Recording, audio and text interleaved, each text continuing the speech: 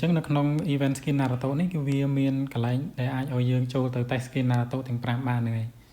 អញ្ចឹងមានអ្នកខ្លះក៏អត់ទាន់ដឹងទេអញ្ចឹងដើម្បីអាច test skin Naruto បានយើងចូលអាកន្លែង mode នេះមកយកកន្លែង mode នេះមកហើយយើងយកពាក្យmagic chest កន្លែងនេះបន្ទាប់មកយើងយកអាវាមកបន្ទាប់មកយើងចុច create lobby អញ្ចឹងមកដល់កន្លែងនេះ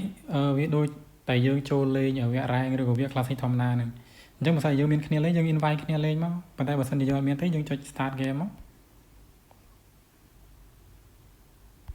អញ្ចឹងមកដល់កន្លែងនេះយើង select យក hero ណាដែលយើងចង់លេងមកអញ្ចឹងកន្លែងនេះយើងត្រូវយក hero ដែលមាន skin Naruto ទើបយើងអាចលេងជាមួយ skin Naruto បានអញ្ចឹងកន្លែងនេះវាដាក់ថា free តែអាចយើងលេងជាមួយ skin Naruto បាននេះគឺជា skin របស់ Suyu អញ្ចឹងវា free យើងអាចលេងបានយើងអាចតេស្ត skin ទាំង5បានអញ្ចឹង skin Naruto ទាំង5នេះយើងអាចលេងមួយណាក៏បានដែរ free ទាំងអស់ហ្នឹងអញ្ចឹងឥឡូវចូលមកដល់ក្នុង game របស់យើងហើយអញ្ចឹងនេះ skin Uchiha របស់ Suyu ហ្នឹងគឺខ្ញុំអាចលេងបានទេអញ្ចឹង skin ហ្នឹងគឺវាឲ្យយើងលេង free ទេយើងអាចលេងតេស្ត hero ហ្នឹងបានអញ្ចឹងវីដេអូហ្នឹងគឺមានតែប៉ុណ្្នឹងទេអ្នកនរគ្នាអាចសាកចូលលេងបានអញ្ចឹងជាចុងក្រោយកុំភ្លេចជួយចុច subscribe ខ្ញុំម្នាក់មួយផងបាយបាយ